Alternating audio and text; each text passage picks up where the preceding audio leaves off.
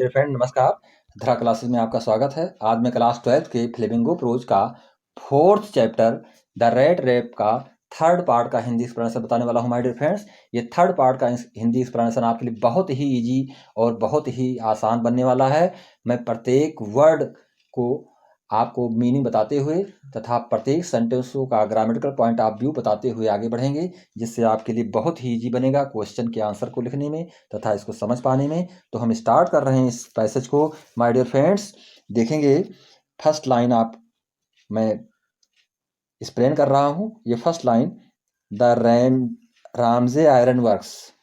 Ramsay iron works जो है एक रामजे लोह उद्योग इस नाम से जाना जाता है। द रामजे आयरन वर्क्स अर्थात रामजे लोह उद्योग के नाम से इसको जानते हैं।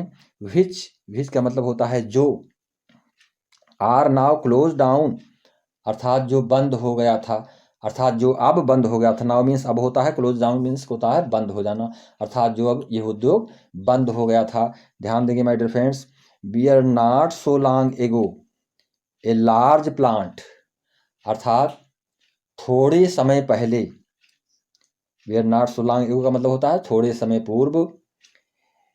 ए लार्ज प्लांट, लार्ज प्लांट का मतलब होता है एक विशाल कारखाना। विथ स्मेल्टर, स्मेल्टर का मतलब होता है ढलाई घर से युक्त, अर्थात जिसमें कि ढलाई के कार्य होते थे। Rolling mill, rolling mill, rolling mill का मतलब होता है बेलनी मिल, जिसको हम बेलनी मिल कहते हैं। एंड फार्ग, फार्ग मीन्स होता है भट्ठी या प्रगालभ जिसको कहते हैं। तो इसको इस तरह से समझेंगे माय डियर फ्रेंड्स कि थोड़े समय पूर्व प्रगालक बेलनी मिल और ढलाई घर से युक्त एक विशाल कारखाना था। कैसा कारखाना था? एक विशाल कारखाना। लार्ज मीन्स होता है विशाल, ऑफ मिल का मतलब कारखाना। आगे देखेंगे my dear friends, in the summer time. In the summer time का मतलब होता है गर्मी के दिनों में। इन द समर टाइम का मतलब गर्मी के दिनों में। Long lines of heavily loaded barks, गर्मी के दिनों में पूरी तरह से भरी हुई, अर्थात हैवीली लोडेड का मतलब होता है पूरी तरह से भरी हुई। बार्ग मीन्स होता है नौकाओं, नौकाओं की। लॉन्ग लाइन्स का मतलब होता है लंबी कतारें। एंड इसको स्लिड डाउन द कैनल, उस नहर से अर्थात उस नहर में चलती थी। स्लिड डाउन द कैनल का मतलब उस नहर में वो चलती थी। क्या चलती थी? वो नौकाएं जो कि भारी बोझ से लदी हुआ करती थीं। आगे देखेंगे, विच lead a large inland lake. ध्यान देंगे, जो इस इलाके के मध्य भाग में स्थित, अर्थात इस इलाके के मध्य भाग में स्थित एक बड़ी झील की तरफ जाती थी। कहाँ पर जाती थी? एक बड़ी झील की तरफ जाती थी। आगे देखेंगे, and in the winter time, और सर्दी के दिनों में, the roads near the mill were black, अर्थात सर्दी के दिनों में मिल के पास की सड़कें कैसी दिखाई पड़ती थीं? बियर ब्लैक, काली, अर्थात जो सड़क मिल के साइड में जो सड़कें होती थीं वो कैसी दिखाई पड़ती थीं? काली। पास की सड़क जो है, क्योंकि from all the coal dust which shifted down from the big charcoal crates. ध्यान देंगे माय डियर फ्रेंड्स, सड़कें काली क्यों दिखाई पड़ती थीं? क्योंकि कोयले की टोकरियों से छनकर, जो कोयले की टोकरियां होती थीं उनसे छनकर गिरी कोयले की धूल से वो सड़कें कैसी दिखाई पड़ती थीं? काली दिखाई पड़ती थीं। आगे देखेंगे, during one of the long dark, during one of the long dark evening just before Christmas. ध्यान देंगे माय डियर फ्रेंड्स, क्रिसमस से ठीक पहले, जस्ट बिफोर क्रिसमस का मतलब होता है क्रिसमस से ठीक पहले, लंबे अंधेरी अर्थात लंबी अंधेरी संध्याओं में से एक लंबी अंधेरी संध्या को, जिसमें कि आगे देखेंगे इस लाइन को, during one of the long dark evening अर्थात जस्ट बिफोर क्रिसमस, अर्थात क्रिसमस के ठीक पहले लंबी अंधेरी संध्याओं में से एक लंबी अंधेरी संध्या को, इस लाइन को यहाँ तक क्लियर करेंगे। आगे देखेंगे, the master Smith, the master Smith का मतलब होता है मुख्य लोहार, अर्थात जो लोहे का कार्य करने होता है उसमें जो प्रमुख होता है उसको मास्टर स्मिथ कहते हैं, अर्थात मास्टर स्मिथ मुख्य लोहार। एंड हिज हेल्पर्स, और उसके सहयोगी, अर्थात उसका सहयोगी। Sight in the dark forge, sight in the dark forge का मतलब होता है लोहार का जो सहयोगी, और लोहार उसका सहयोगी भट्ठी पास, जो भट्ठी के करीब होते थे, अंधकार युक्त भट्ठी कैसी दिखाई पड़ती थी, अंधकार युक्त भट्ठी घर के पास, नियर द फर्नेस, अर्थात उस फर्नेस के भट्ठी के पास जो कि अंधकार से युक्त होती थी, बैठे। Waiting for the pig iron, अर्थात वहां पर बैठ करके आग में डाले हुए किस प्रकार के आयरन को, कच्चे लोहे को। पिग आयरन का मतलब होता है कच्चे लोहे को निहाई पर डालने के लिए। which had been put in the fire, जिसको कि निहाई पर डाला जाता था। किस लिए डाला जाता था, to be ready put on the anvils, ध्यान देंगे माय डियर फ्रेंड्स, एनुअल्स अर्थात कच्चे लोहे को निहाई पर डालने के लिए तैयार होने की प्रतीक्षा कर रहे थे। ध्यान देंगे, कच्चे लोहे को निहाई पर डालने की प्रतीक्षा कर रहे थे। Every now and then, every now and then का मतलब होता है बीच बीच में। एवरी नाउ एंड देन का मतलब बीच बीच में। वन ऑफ देम में से मतलब होता है उनमें से कोई एक, अर्थात बीच बीच में उनमें से कोई एक, जो लोग वहां बैठे हुए होते थे। Got up to stir the glowing mass with a long iron bar, अर्थात उनमें से कोई एक लंबी लोहे की छड़ से, लॉन्ग आयरन बार का मतलब होता है लंबी लोहे की छड़ से, जो कि सुलगते पिंड को, जो सुलगते हुए पिंड होते थे लोहे को के, उनको जो है कुरेदने के लिए खड़ा होता, अर्थात उसको खोदने के लिए, जैसे भट्टी में जो लोहे पड़े होते थे उनको खोदने के लिए जो है बड़े लंबे छड़ को लेकर के लोहे को खड़े होते थे। And bar returning in a few moment, और कुछ ही क्षणों में वे वापस होते थे। तो जो लोग वहाँ पर भट्टी के पास जाते थे लोहे को इधर उधर करने के लिए लंबी छड़ लेकर के, वे कुछ ही समय में वापस होते थे। तो किस रूप में होते थे, dripping with perspiration. Dripping with perspiration का मतलब होता है वे पसीने के साथ लौटे थे, अर्थात पसीनों से उनके शरीर भीगे हुए होते थे, अर्थात पसीनों से लथपथ होते थे वो। दो मीन्स यद्यप या जैसा कि, एज वाज द कस्टम, जैसा कि प्रथा थी। एज वाज द कस्टम का मतलब होता है जैसा कि प्रथा थी, रिवाज था। ही और nothing but a long shirt, ध्यान देंगे माय डियर फ्रेंड्स, वे कुछ भी नहीं पहने हुए होते थे, अर्थात पहने उनके शरीर में कुछ भी नहीं होता था, परंतु क्या होता था, ए लॉन्ग शर्ट, एक लंबी शर्ट उनकी कमीज उनके शरीर पर होती थी। And a pair of wooden shoes, और लकड़ी के जूते होते थे। इसके अलावा उनके शरीर पर पहनने के लिए कुछ भी नहीं होता था, जिसको आगे आप देखेंगे। ही और नथिंग पहले ही बता दिया गया है कि इसके अलावा उनके शरीर पर कुछ भी नहीं होता था। क्या होता था, केवल एक लंबी कमीज ढीली ढाली और एक जोड़े और जूते, जो कि किसके बने होते थे, लकड़ी के, यही वो पहने हुए होते थे। आगे देखेंगे, all the time there were many sounds to be heard in the barge, ध्यान देंगे my dear friends. All the time का मतलब होता है हर समय या पूरे समय।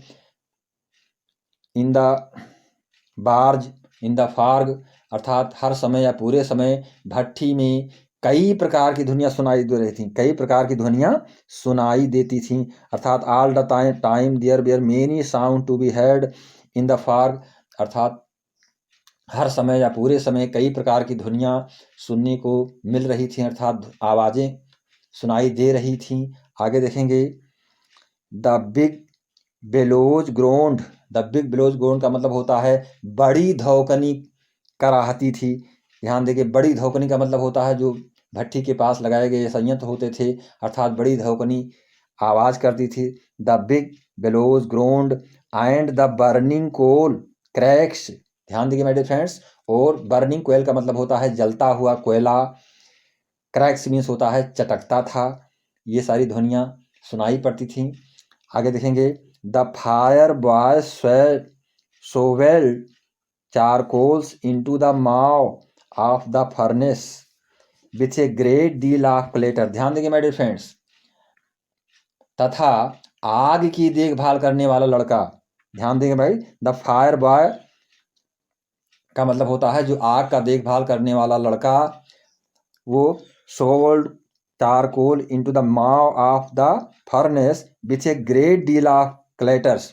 With a great deal of clatters का मतलब होता है वो लड़का बड़ा खड़खड़ का शोर करता, अर्थात बड़ा खड़खड़ का शोर करता था। जो उसकी भट्ठी का देखभाल करता था लड़का, वो शोर करता हुआ, आगे देखेंगे, करता था। आउटसाइड रोड द वाटरफॉल, जो कि उसमें कोयला झोंका करता था वो लड़का, तो वो भी बड़ा खड़खड़ का शोर करता था, तथा शोर के अनुसार जाना जा सकता था कि उसमें लोहे के कार्य भट्टी पर हो रहे हैं। आगे देखेंगे, and sharp north wind whipped the rain against the brick tiled roof. ध्यान देंगे my dear friends, and a sharp north wind, अर्थात उत्तरी हवा।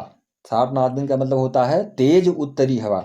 शार्प नॉर्थ विंड का मतलब तेज उत्तरी हवा जो कि चल रही होती थी।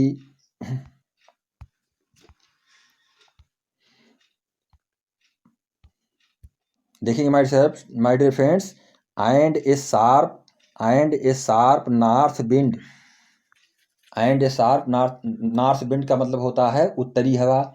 And a sharp north wind का मतलब जो तेज उत्तरी हवा चल रही थी, विंड हवा। बिप्ड द रैन, बिप्ड द रैन का मतलब बाहर का जल प्रपात, अर्थात जो बाहर जल का प्रपात होता था। Against the brick tiled roof, वो ईंटों पर वर्षा के कोड़े मारती थी, अर्थात ईंटों पे उसकी ठोकर करते थे, अर्थात बरसात की बूंदें कड़कड़ाने की आवाज़ करती हुई ईंटों की ठोकर टाइलों पे मारती थी। इसको देखेंगे माय डियर फ्रेंड्स, जो बाहर जलप्रपात दहाड़ते थे, अर्थात जल का प्रपात जो होता था वो दहाड़ता हुआ सुनाई पड़ता था। तेज उत्तरी हवा फर्श के ईंटों पर वर्षा की कोड़ें मारती थी, अर्थात तेज उत्तरी हवा चलती थी। नॉर्थ विंड, ये शार्प नॉर्थ विंड का मतलब होता है तेज उत्तरी हवा का चलने का कार्य, अर्थात जो तेज उत्तरी हवा चलती थी वो ऐसा लगता था कि वर्षा की कोड़ें मारती थी। किस पर? उस फर्श पर। ध्यान देंगे माय डियर फ्रेंड्स, अगला पैसेज देखेंगे यहाँ पर। It was probably on account of all this noise. It was probably, probably का मतलब होता है संभवतः।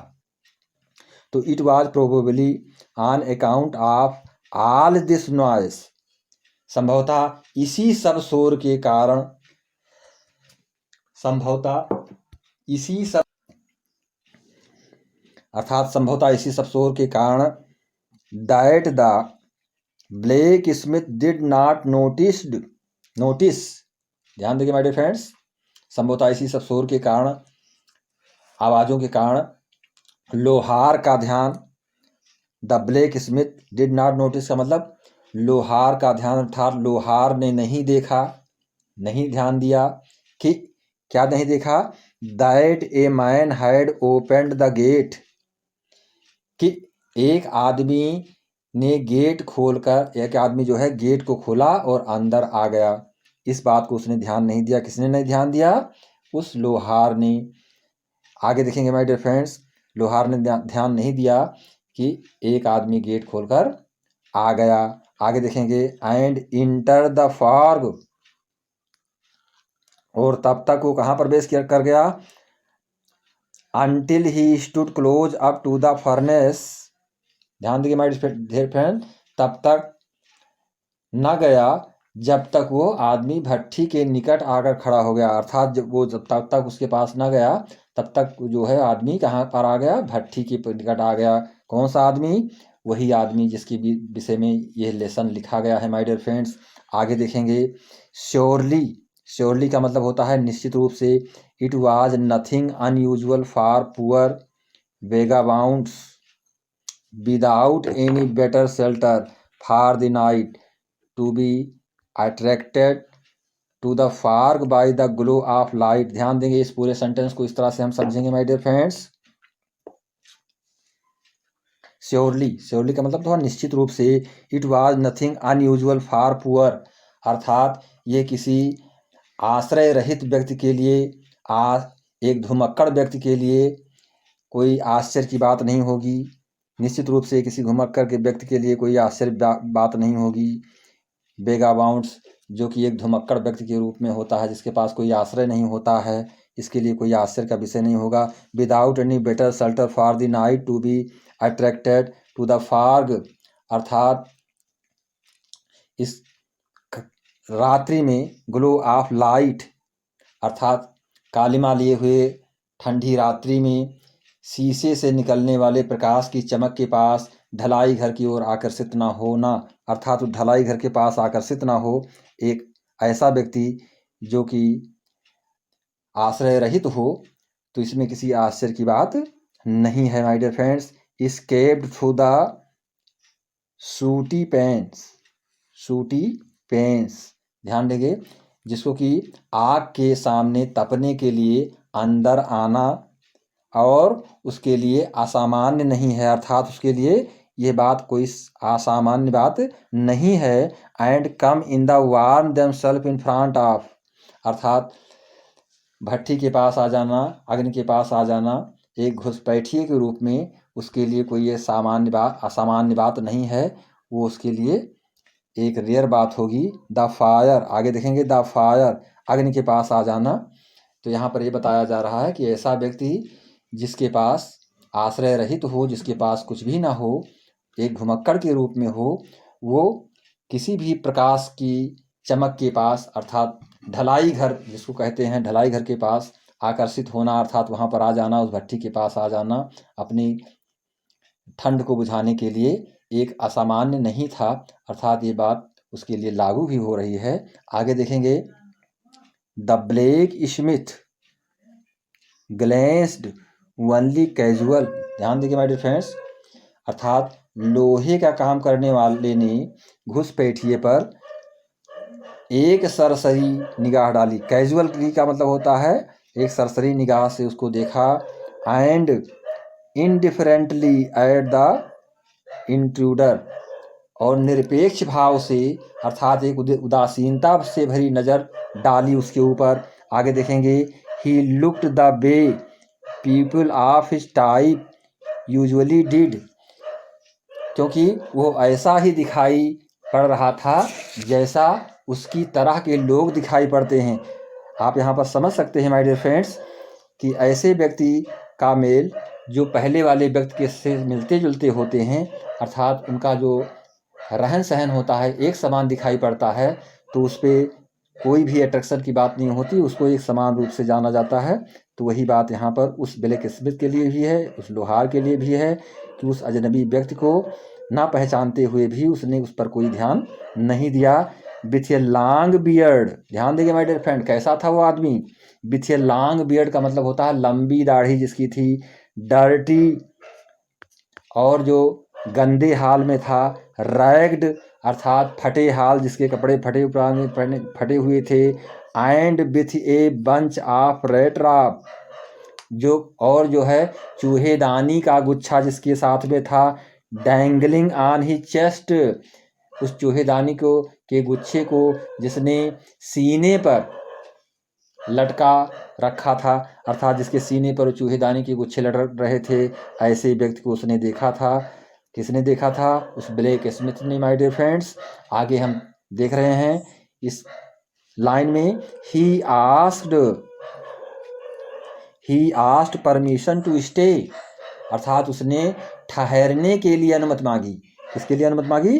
ठहरने के लिए। He asked permission to stay, stay means होता ठहरने की बात करना। And the master blacksmith, और जो मुख्य लोहार था, नोडेड ए हाउटी, ध्यान देखिए माय डियर फ्रेंड्स, उसने उसके सम्मान में एक ही शब्द बोले बिना, constant without honouring him, without honouring का मतलब होता है कि बिना सम्मान, उसके बारे में किसी प्रकार का कोई सम्मान नहीं था, उसके सम्मान में एक भी शब्द बोले बिना, जिसको कि घमंड से भरी हुई कह सकते हैं बात, घमंड से भरी हुई एक्टिविटी कह सकते हैं, बोले बिना घमंड भरी स्वीकृति में उसने क्या किया? विथ ए सिंगल वर्ड, बिना कोई शब्द कहे हुए उसने क्या किया my dear friends?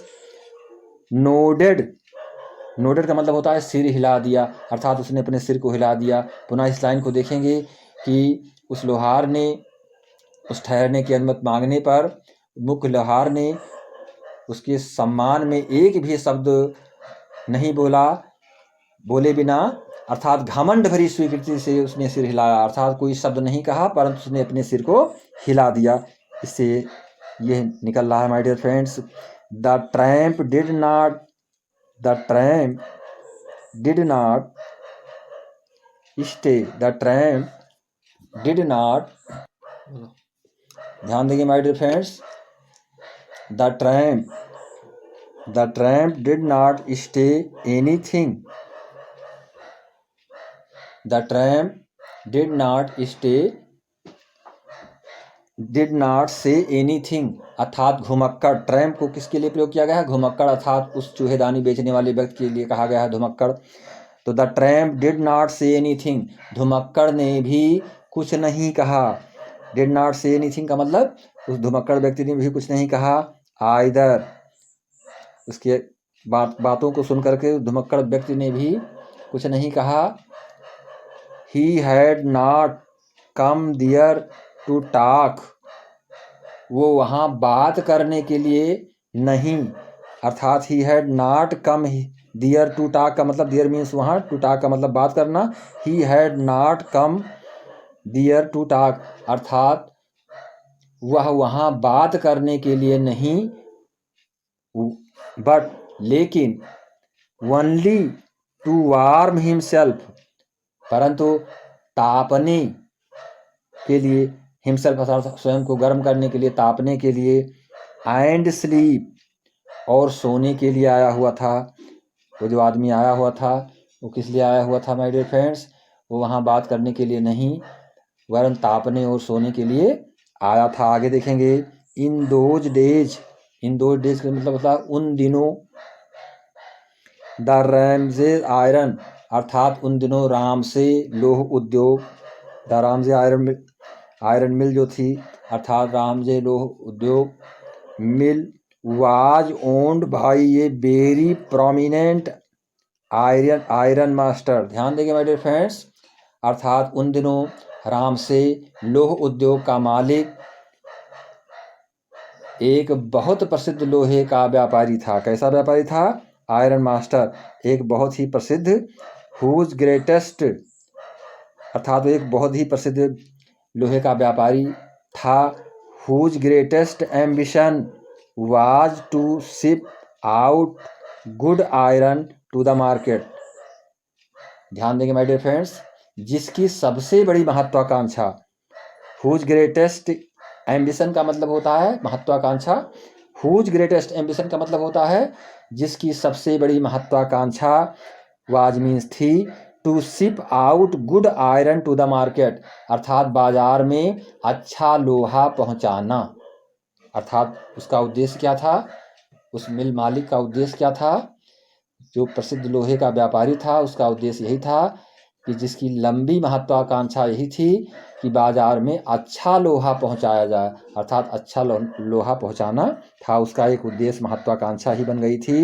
He watched both night, he watch both night का मतलब होता है वो दिन रात निगरानी रखता था। ही वॉच्ड बोथ नाइट का मतलब वो दिन रात निगरानी रखता था। यही क्या रखता था? निगरानी। And day to C,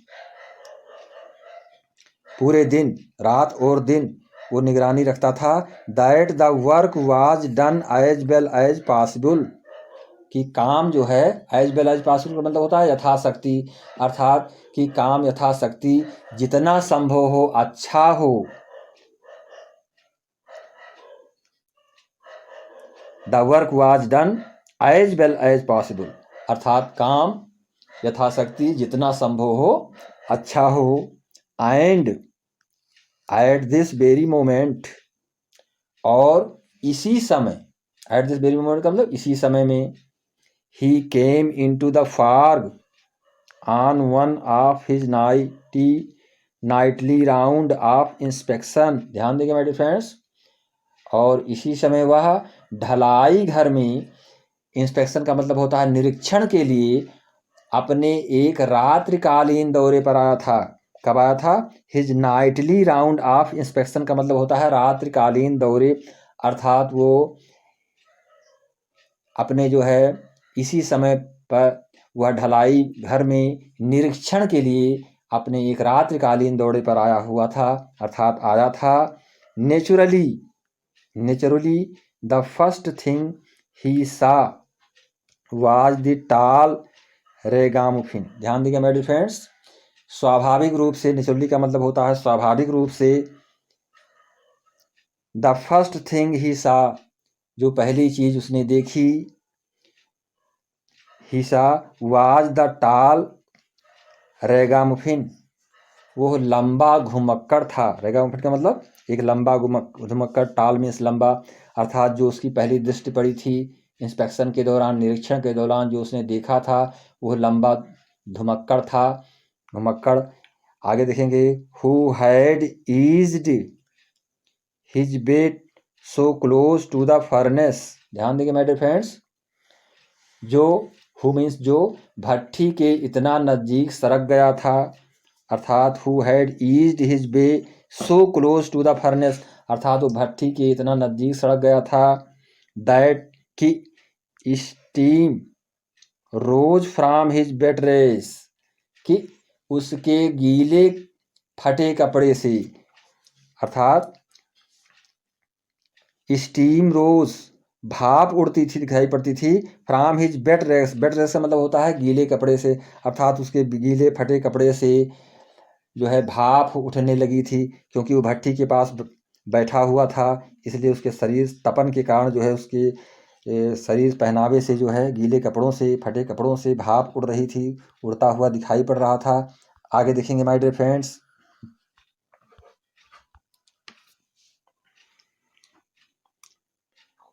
the iron master did not follow the examples of the blacksmith. Most important line my dear friends, अर्थात द आयरन मास्टर का मतलब होता है लोह व्यापारी ने, डिड नॉट फॉलो, लोहार के उदाहरण का अनुसरण नहीं किया, did not follow the example of the black Smith, अर्थात लोह व्यापारी ने लोहार के उदाहरण का अनुसरण नहीं किया, जैसा लोहार ने किया था वैसा उसने नहीं किया। Who had hardly designed to look at the stranger. ध्यान देंगे माय डियर फ्रेंड्स, जिन्होंने, स्ट्रेंजर का मतलब होता है अजनबी की ओर देखने तक की कृपा नहीं की थी, अर्थात किसने ऐसी कृपा नहीं की थी? उस लोहार ने। Who had hardly size design to look at the stranger का मतलब जिसने कि उस अजनबी के प्रति, अर्थात अजनबी की ओर देखने तक की कृपा नहीं की थी। He walked close up to him, वो उसके पास, वो उससे ज़्यादा पास आया। He walked close up to him का मतलब वो उसके ज़्यादा पास आया। लुक्ड, कौन ज़्यादा पास आया? जो मिल मालिक था। ध्यान देंगे my dear friends, he walked close up to him, वो उससे ज़्यादा पास आया। लुक्ड हिम, उसे देखा। ओवर वेरी केयरफुली, बड़े ध्यान से, अर्थात उसने उसे ध्यान से देखा।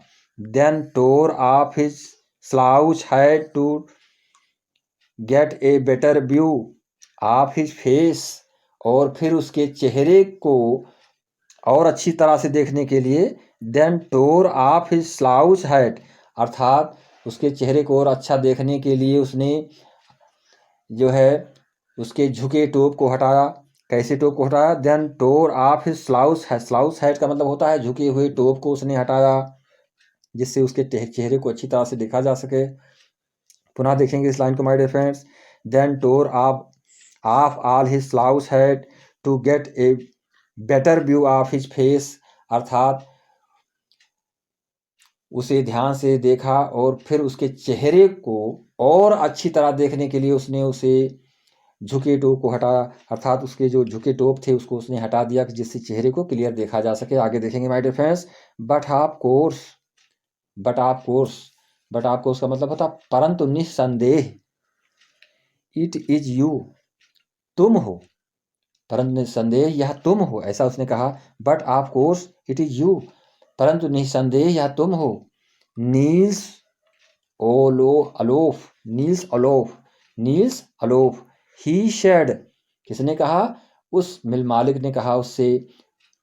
आगे देखेंगे हाउ यू डू लुक का मतलब तुम कैसे दिख रहे हो। हाउ यू डू लुक का मतलब तुम कैसे दिख रहे हो, किस प्रकार से लग रहे हो, दिख रहे हो। इस प्रकार से किसने कहा? उस मिल मालिक ने कहा। किससे कहा इस बात को माय डियर फ्रेंड्स? उस चूहेदानी बेचने वाले व्यक्ति, जो कि घुमक्कड़ व्यक्ति, उस व्यक्ति से कहा जो कि उस भट्टी के पास बैठा हुआ था। माय डियर फ्रेंड्स, ये थर्ड वीडियो आपके लिए बहुत ही इम्पॉर्टेंट होने वाला है।